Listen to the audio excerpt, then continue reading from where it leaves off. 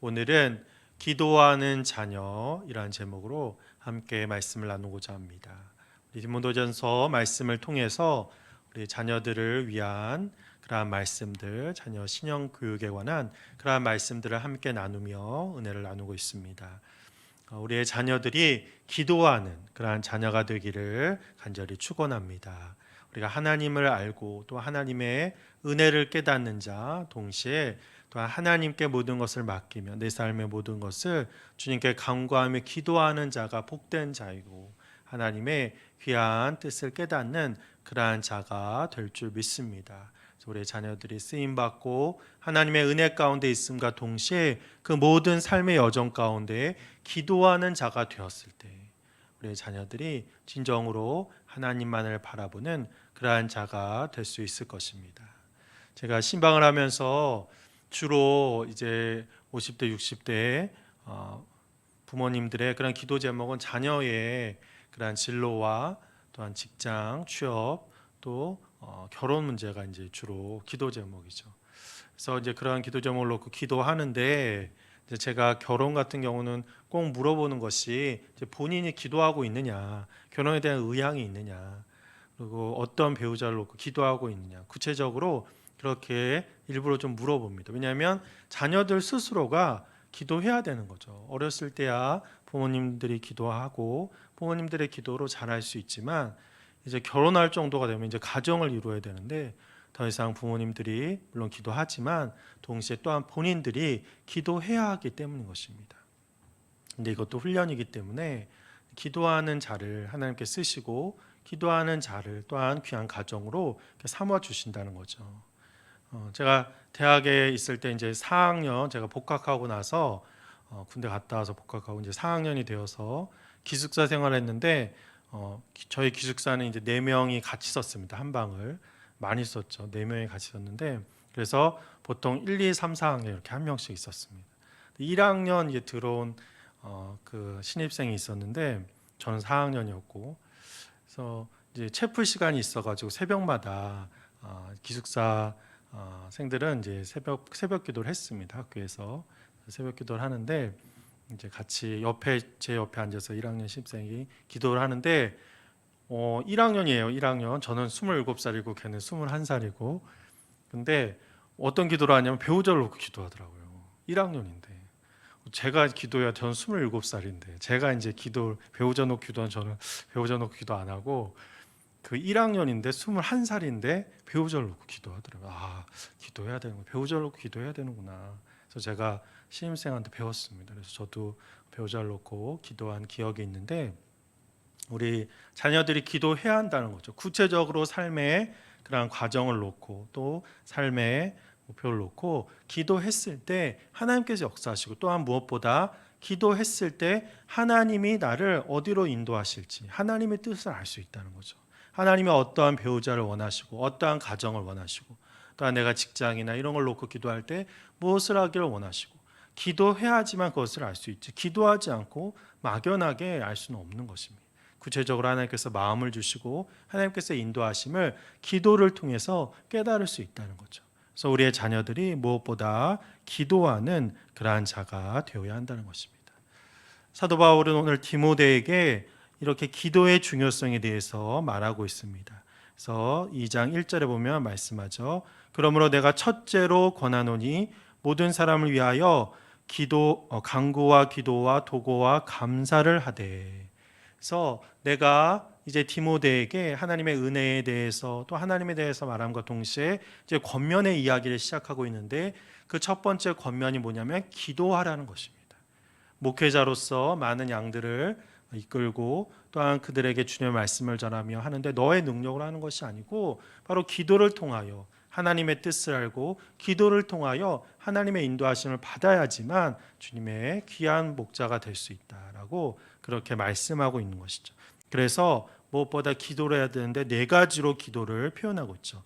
간구와 기도와 도고와 감사를 하라 이렇게 말씀하고 있습니다. 그래서 간구는 우리가 너무나 잘 알고 있죠. 그래서 우리가 어떤 필요한 것, 우리가 하나님 앞에 정말 바라는 것 이런 것이 간구일 수 있을 것입니다. 그래서 기도는 이제 그 일반적인 우리가 모든 것을 우리의 어떤 탄식이 될 수도 있고 또 찬양이 될 수도 있고 모든 것이 기도라고 할 수 있고 도고는 이것도 이제 간구와 비슷한 것인데 우리가 알지 못하는 것까지 하나님께서 응답하시고 또한 들어주심을 구하는 것을 도고라고 할 수 있습니다. 그리고 마지막으로는 감사를 해라. 그래서 하나님의 영을 찬양하면서 높이는 것, 이것이 바로 감사인 것입니다. 그래서 기도에는 이제 우리가 여러 가지가 표현되지만 사도 바울은 이렇게 네 가지로 간구에 좀 더 초점을 맞추고 또한 찬양에 초점을 맞춰서 말씀하고 있는 것을 볼 수 있습니다. 그래서 우리의 삶의 모든 문제를 놓고 기도할 수 있다라고 하는 것입니다. 그런데 그 기도가 나의 간구뿐만 아니라 다른 사람을 위한 간구와 또한 내가 알지 못하는 것까지 하나님께 구하는 그러한 간구가 되었을 때 바로 하나님은 그것을 더 기뻐한다는 것이죠. 그래서 사도 바울은 디모데에게 우리가 기도해야 되는데 또한 너가 기도해야 되는데 이 기도가 무엇보다 이제는 나만을 위한 기도에서 그 대상이 넓어지는 기도를 해야 한다라고 말하고 있습니다. 그래서 이 기도의 대상이 모든 사람을 위한 기도가 되어야 한다라고 말씀하고 있는 거죠. 모든 사람을 위해서 기도해라. 내가 사랑하는 내 가정, 내가 아는 우리 교회, 내 사람들뿐만 아니라 모든 사람들. 왜냐하면 하나님은 모든 백성을 구원하기 위해 이 땅에 오셨기 때문에 예수 그리스도는 한 생명도 버리지 않고 그 모든 생명을 주님께로 인도하기 위해 이 땅에 오셨기 때문에 모든 사람을 위해서 기도하는 그러한 기도의 지경이 넓어져야 한다라고 말씀하고 있는 것입니다. 그래서 우리는 지구 반대편에 일어나는 일들을 위해서도 그들이 억압과 가난과 궁핍과 어려움 속에 있다고 한다면 하나님의 도우심이 필요하다고 한다면 그들을 위해서 기도해야 한다는 거죠. 또한 무엇보다 이러한 거리상의 먼 것도 이야기할 수 있지만 심적으로 마음으로 멀어진 것 원수까지도 기도하라고 그렇게 성서는 우리에게 말씀합니다. 마태복음에 보면 원수를 위하여 기도하라라고 그렇게 말씀하고 있는 거죠. 왜냐하면 원수를 미워하지 않는 가장 올바른 방법, 원수의 악에 가장 선한 방법으로 대하는 그 일이 바로 기도이기 때문인 것입니다. 원수를 미워하고 그 사람이 망하기를 우리가 바라며 나간다면 그러한 내 마음의 가시가 결과적으로 나를 망가뜨리고 하나님의 뜻을 거스르게 되기 때문인 것이죠. 그래서 오히려 원수를 위해서 기도할 때 하나님이 그 원수를 변화시켜 주시고 하나님의 살아계심이 경험되어질 수 있으며 또한 나를 그렇게 사용하여 주신 것을 간증하며 살아가는 자가 될 수 있다라고 하는 것입니다. 그래서 우리의 기도는 그 지경이 넓어져서 거리상뿐만 아니라 심적으로도 모든 장애물을 넘어서 모든 사람을 위해서 기도하는 그런 기도가 되어야 한다는 것이죠. 또한 사도 바울은 구체적으로 모든 사람을 위한 기도 중에 위정자를 위한 기도를 해야 한다라고 말씀합니다. 2절에 보면 임금들과 높은 지위에 있는 모든 사람을 위하여 하라. 이는 우리가 모든 경건과 단정함으로 고요하고 평안한 생활을 하려 함이다라고 말씀하고 있는 것입니다. 그래서 우리가 나라와 민족을 위해서 위정자들을 위해서 기도해야 되는데 그것은 우리가 신앙생활을 하고 또한 평온한 가운데 주님의 일을 하기 위한 것이라는 거죠. 나라가 혼란스럽고 나라를 만약에 잃어버리게 된다면 우리는 결코 신앙생활을 할 수가 없습니다. 또 주님의 말씀을 전할 수도 없고 너무나 어려움 속에서 그렇게 주님의 뜻을 펼칠 수 없다라고 하는 거죠. 그래서 우리의 신앙생활을 위해서라도 그 평온한 가운데에 주님을 믿고 나가기 위해서라도 위정자들을 위해서 기도해야 한다는 것입니다. 또한 더 적극적으로 초대교회는 그들을 박해하는 자들을 위해서 기도했다는 거죠. 예수님께서도 박해하고 핍박하는 자들을 위해서 그들을 긍휼히 여기고 기도하라고 했듯이 초대교회는 실제로 수십 년 동안 그들을 박해하는 자들을 위해서 기도했다라고 그렇게 기록이 나와 있는 것을 볼 수 있습니다. 그래서 터툴리아는 초대교회 교부였던 터툴리아는 이러한 그들을 핍박하고 그들을 박해하는 자들을 위해서 기도하라고 그렇게 말씀하고 있는 것이죠. 그리고 심지어 통치자가 의롭지 못할 때에도 교회는 악한 자들을 선하게 만들어주라고 그렇게 하나님께 기도해야 한다라고 고백하고 있습니다. 또한 예레미야 선지자는 자신들을 포로로 이끌어갔던 그러한 사람들을 위해서도, 그래서 포로로 끌려가 있는 백성들에게 이렇게 말하죠. 너희는 너희가 사로잡혀간 그 성읍의 평안을 위해서 기도하고 여호와께 간구하라. 이는 그 성이 평안함으로 너희도 평안할 것임이니라라고 말씀하고 있습니다. 그래서 예레미야는 너희가 포로로 잡혀갔지만 너희를 멸망시키고 너희를 억압하는 그러한 나라지만 그럼에도 불구하고 그 나라의 평안을 위해서 구하라. 그 나라가 멸망하도록 기도하는 것이 아니라 그 나라의 평안을 위해서 기도하라. 왜냐하면 그 나라의 평안 속에서 하나님의 역사하심을 통해서 너희가 온전한 자유함을 누릴 수 있기 때문에 오히려 그 나라가 멸망하게 되면 또 다른 나라의 포로가 되는 것을 뿐이 그러기 때문에 그것이 아니라 바로 하나님의 뜻 가운데 자유함을 누릴 수 있도록 그 나라의 평안을 위해서 기도하라라고 말씀하고 있는 것이죠. 그래서 사도 바울은 이렇게 우리의 기도가 어떤 한계를 넘어서 또한 나라와 민족을 위한 그런 기도가 되어야 한다라고 말하고 있습니다. 이 기도의 능력을 믿기 때문이죠. 기도가 우리에게 주시는 하나님의 특권이기 때문에 이 기도의 그 특권을 잃어버리지 말아라라고 말씀하고 있습니다. 왜 이 기도가 믿는 자들의 특권일까요? 우리만 기도할 수 있기 때문에, 우리만 간구할 수 있기 때문에. 그럼과 동시에 이것을 하나님께서 우리에게 주신 그러한 특별한 이유가 있습니다. 대통령에게 국민들은 특권을 주죠. 면책 특권도 주고 또한 군사를 움직일 수 있는 군사 통수권도 주고 여러 가지 특권을 대통령에게 줍니다. 왜냐하면 그 특권을 가지고 국가를 지키고 국민들을 안전하게 보호하며 나라의 발전을 위해서 애써달라고 그렇게 특권을 주는 것이죠. 하나님이 우리에게 기도의 특권을 주신 이유는 바로 우리가 나만을 위해서 그것을 쓰는 것이 아니라 하나님의 영광을 위해서 또 하나님께서 맡겨주신 사람들에게 정말 주님의 뜻을 전할 수 있도록 주님의 일을 할 수 있도록 하기 위해서 바로 우리에게 기도라는 특권을 허락하여 주신 줄 믿습니다. 그래서 그 기도는 궁극적으로 나를 위한 것이 아니라 하나님께 영광 돌리기 위해서 하는 것임을 우리가 알아야 한다는 거죠. 그래서 기도가 나만을 위한 기도가 됐을 때는 신앙의 첫 단계라고 할 수 있습니다. 그래서 마태복음에 보면 이 기도의 세 단계에 대해서 이야기하고 있습니다. 마태복음 8장 1절에서 15절에 보면 이 기도의 세 단계를 이야기하는데 여기 보면 세 가지 그런 말씀이 나옵니다. 첫 번째는 나병 환자를 고치시는 예수님의 말씀이 나오고 그리고 그다음에 자기의 노예를 간구하여 그 노예의 병을 고쳐달라고 하는 백부장의 이야기, 그리고 마지막으로는 베드로의 장모를 낫게 하시는 예수님의 그 말씀이 나옵니다. 이 세 가지 이야기가 기도의 단계를 이야기하고 있다는 거죠. 나병 환자는 예수님께 와서 자기의 병을 고쳐달라고 간구합니다. 자기의 문제, 자기의 그런 어려움을 주님 앞에 호소하고 있는 것이죠. 예수님은 그 기도를 들으십니다. 응답하셔서 그 나병 환자를 치유하십니다. 그런데 나병 환자에게 이 사실을 다른 사람에게 말하지 마라. 내가 너를 치유했다는 사실을 알리지 말라라고 그렇게 말씀하신다는 거죠.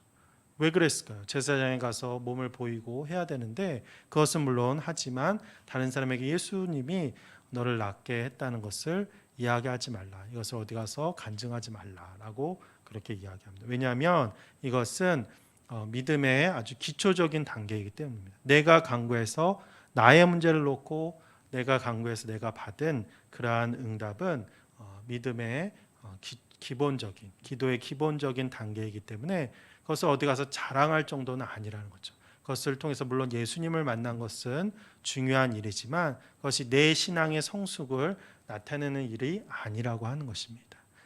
우리는 흔히 이제 간증을 할 때 어떤 기도 응답에 대해서 간증을 많이 하죠. 물론 자기가 그것을 통해서 주님을 만나고 하나님을 만난 것은 놀라운 일입니다. 그런데 간증이 거기에서 머물면 안 된다는 거죠. 10년이 지나도 20년이 지나도 예수님을 만난 이야기만 하면 안 된다고 하는 것입니다.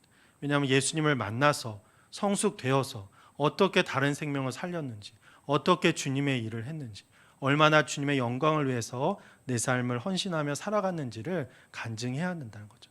주님을 만난 것은 처음입니다. 처음 내 신앙, 내 믿음, 기도도 내 어떤 어려움과 아픔이 회복되어진 것은 하나님께 찬양하고 감사할 일이지만 그것이 믿음의 어떤 간증으로서 그렇게 다른 사람에게 나갈 것은 아니라고 하는 거죠. 왜냐하면 그것이 기본적인 단계이기 때문에. 물론 새신자가, 초신자가 얼마든지 간증할 수 있습니다. 첫 단계이기 때문에 그런 것이죠. 그리고 두 번째 기도의 단계는 바로 다른 사람을 위한 기도가 응답받는 것입니다. 백부장의 기도가 그런 거였죠. 백부장은 자기의 노예를 낫게 해달라고 그렇게 예수님께 기도하죠. 노예는 말 그대로 주인의 어떤 사유물이라고 할 수 있죠. 그런데 노예를 위해서 예수님께 와서 기도를 부탁할 정도면 이 사람은 그 외에 모든 일을 다 한 겁니다. 많은 사람, 의사 선생님도 만났을 터이고 모든 약을 썼을 터이고 모든 노력을 다한 거죠. 이 노예를 정말 사랑하는 자였습니다. 그래서 이 사람을 사랑하는 마음으로 예수님께 와서 이 병을 고쳐달라고 그렇게 간구하고 있죠. 그래서 예수님은 그 노예의 병을 낫게 하고 가지 않아도 또 나을 수 있다라고 그렇게 예수님께 말하자 이 백부장의 믿음이 크다. 이만한 믿음을 이스라엘에서 보지 못했다라고 그렇게 말씀하십니다. 그 믿음을 칭찬하신 거죠. 다른 사람에 대한 기도가 정말 하나님은 크고 귀한 것이다. 그 지경을 넓혀서 또한 사랑할 수 없는 사람, 어떤 한계가 있는 사람을 넘어서 사랑하고 기도하는 것이 너무 귀한 것이고 또한 성숙한 믿음의 모습이다라고 그 기도를 칭찬하시고 하나님이 귀하게 여기십니다. 그런데 이것도 이 기도의 믿음의 마지막 단계는 아니라고 하는 것입니다.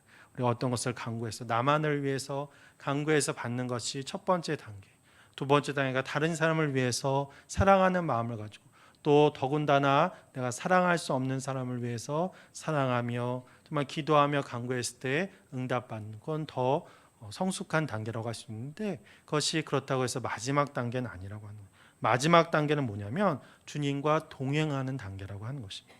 그래서 베드로의 장모를 예수님께서 낫게 하시는데 베드로의 장모가 10병에 걸렸습니다. 10병은 그 당시에 어떤 의술로서 낫게 할 수 있는 병이 아니라고 하는 거죠. 그러니까 위중한 상태입니다. 장모님이 돌아가실 수도 있는 그러한 상황인 것이죠. 그런데 베드로는 예수님께 간구하지 않았습니다. 기도하지 않았습니다. 기도했다라고 나오지 않는다는 거죠. 그럼에도 불구하고 예수님은 그 베드로의 장모에게 찾아가서 그 장모님의 병을 낫게 하십니다. 이것은 무슨 말이냐면 바로 기도하지 않아도 주님과 동행하며 살아갔을 때 주님은 우리의 필요와 우리의 간구를 아시고 모든 것을 채워주시고 모든 것을 주님의 뜻 가운데 응답하여 주신다는 것이죠. 정말 성숙한 신앙인은 모든 것을 간구하며 나간과 동시에 그것보다 더 우선적으로 하나님과 동행하며 하나님의 뜻을 깨닫고 하나님의 일을 먼저 행하는 자임을 우리가 고백할 수 있다는 거죠. 하나님의 나라와 의를 먼저 구하며 나갈 때 하나님이 그 모든 것을 채워주시고 더해주시는 은혜를 경험할 수 있다라고 하는 것입니다. 그래서 베드로가 직접적으로 예수님께 간구하지 않았지만 함께 동행하며 나가는 예수님도 바로 베드로의 그러한 어려움을 알 수 있었다는 것이죠. 우리가 주님과 동행한다는 것은 우리의 삶을 주님께 맡기며 모든 것을 정말 주님께 물으며 주님께 간구하며 나가는 것입니다. 그래서 구체적으로 우리가 주님 앞에 간구하지 않아도 그 동행하는 삶 속에서 주님은 우리의 필요를 아시고 모든 것을 주님께서 먼저 행하시고 주님께서 먼저 우리의 삶을 채워주시는 그러한 은혜가 있게 될 줄 믿습니다. 그러한 은혜를 언제나 간구하며 나갈 때 우리는 어떠한 상황 속에서도 주님의 사랑을 바라보며 나가는 그러한 자가 될 수 있다라고 하는 거죠. 미우라 아야코라고 하는 여사가 쓴 기도해 보시지 않을래요라는 그러한 책이 있습니다. 이 책은 1938년에 이또라고 하는 그러한 야마구치현의 한 목사님의 이야기를 서술하고 있는데요. 실제로 있었던 그러한 이야기입니다. 그 당시에 일본이 이제 중국에 그렇게 나가면서 전쟁을 일으키고 하는 그러한 때였죠. 그래서 이또라고 하는 일본 목사님은 이제 자기가 이 야마구치 현에서 지역 목사, 로컬 처치 목사를 하고 있었지만 이제 중국 땅에 가서 선교를 할 그런 생각을 하게 됩니다. 총칼을 가지고 일본이 그런 죄를 저지르고 너무 가슴 아프게 여겨서 거기서 가서 이제 선교를 하고자 주님의 말씀을 전하고자 그렇게 준비를 했습니다. 그래서 우리 교우들에게 그 기도 제목을 나누고 교우들도 다 동의를 해서 교우들이 헌금을 해서 차표도 살 수 있었고 또한 여비를 마련해서 그렇게 갈 준비를 마쳤습니다. 그래서 이제 내일이면 가게 되는 것입니다. 그래서 모든 준비를 다 하고 났는데 이제 50엔이 남았습니다. 이제 한 거의 80년 전이니까 지금 50엔은 얼마나 안 되지만 그 당시엔 중국에서 한 달 여비가 한 30엔 정도였다고 합니다. 그래서 모든 걸 다 준비하고 50엔이 남았으니까 한 달, 한 두 달 정도 살 수 있는 돈이니까 충분하다고 생각하고 그렇게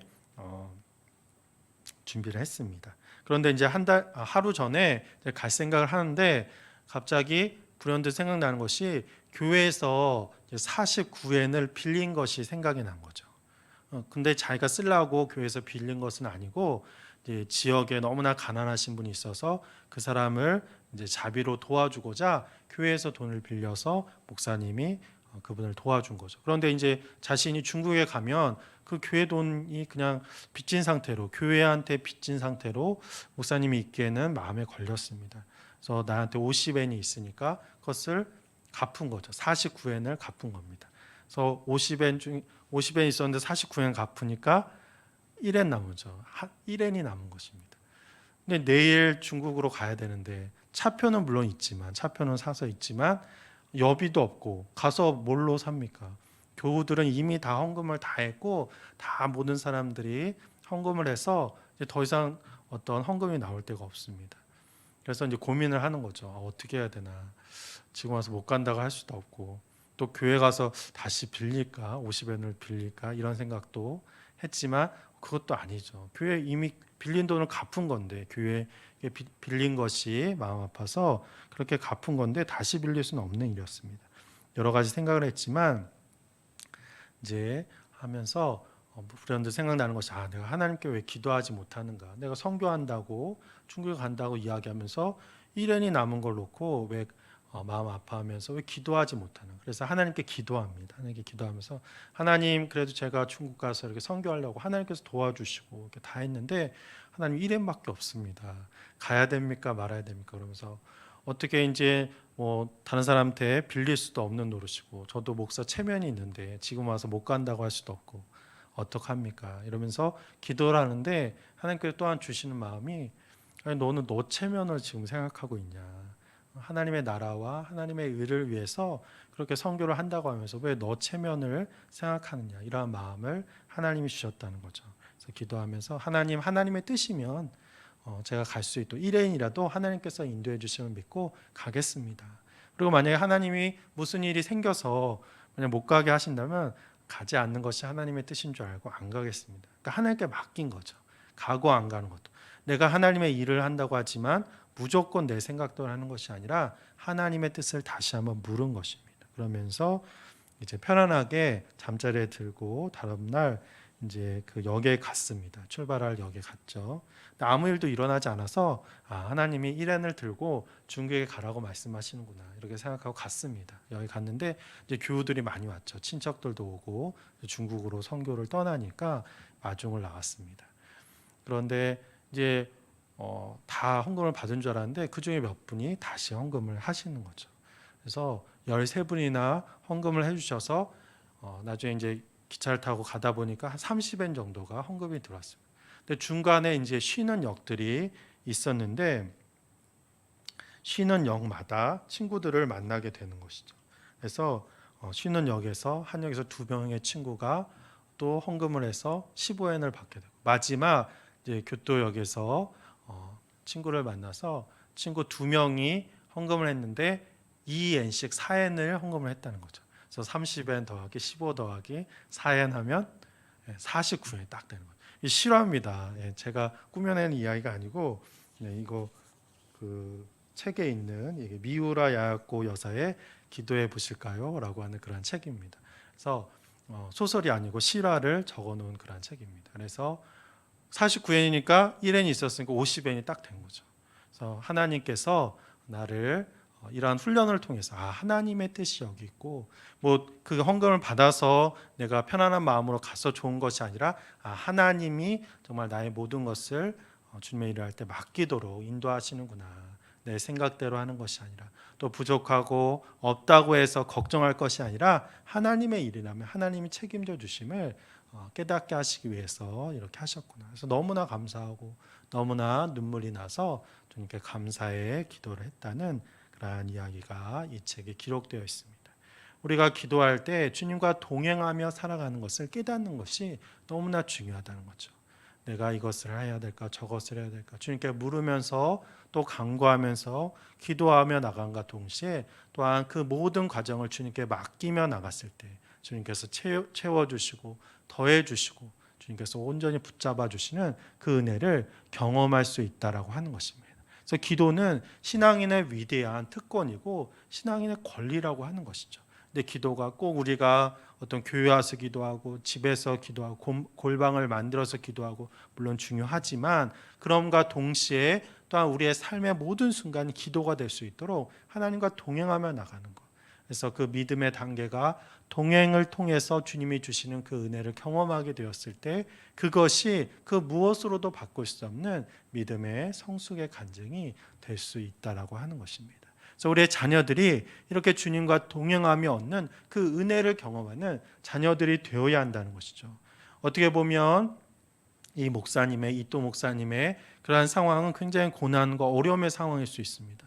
나는 주님의 일을 하려고 정말 내가 잘 목회하던 그곳을 떠나서 새로운 목회지로 새로운 도전을 어쩌면 한다고 할 수 있는데 하나님이 마음을 주시고 하나님이 인도해 주심을 순종하며 나간 건데 그 과정 가운데 어려움이 있을 때 사람들은 좌절하게 되고 이것이 하나님의 뜻이 아닌가 다시 물을 수밖에 없다라고 하는 거죠. 하지만 그 과정 하나님의 역사하심 하나님의 함께하심을 매 순간 경험하게 하는 것 그것이 바로 기도이고 그러한 동행하심을 통하여 하나님의 살아계심을 다시 한번 경험할 수 있다라고 하는 것입니다. 그래서 우리의 자녀들이 기도를 통하여 하나님의 동행하심을 경험할 수 있고 하나님의 살아계심을 경험하는 우리의 자녀들이 되기를 간절히 기도합니다. 주님의 은혜 속에 우리가 한시도 주님을 붙잡지 않고는 살 수 없는데 내 능력, 내 힘으로 살아가는 것이 아니라 바로 이 하나님의 도와주심이 있어야지만 우리가 살 수 있다는 것이죠. 그래서 이렇게 우리가 기도가 주님과 동행하는 것이고 또한 주님의 그 은혜를 경험하는 것이고 주님의 살아계심을 경험하는 것임을 깨닫게 되었을 때 이 기도는 너무나 즐거운 그러한 주님과의 대화가 될 수 있고 주님을 향한 우리의 사랑의 고백이 될 수 있다라고 하는 것입니다. 우리 이 시간도 함께 기도하며 나갈 때 주님의 은혜를 고백하며 또한 주님이 우리의 자녀들을 이렇게 주님과 동행하며 주님께 모든 것을 맡기고 나가는 그러한 자녀가 될 수 있도록 기도하시는 우리 성도님들이 되시기를 간절히 축원합니다.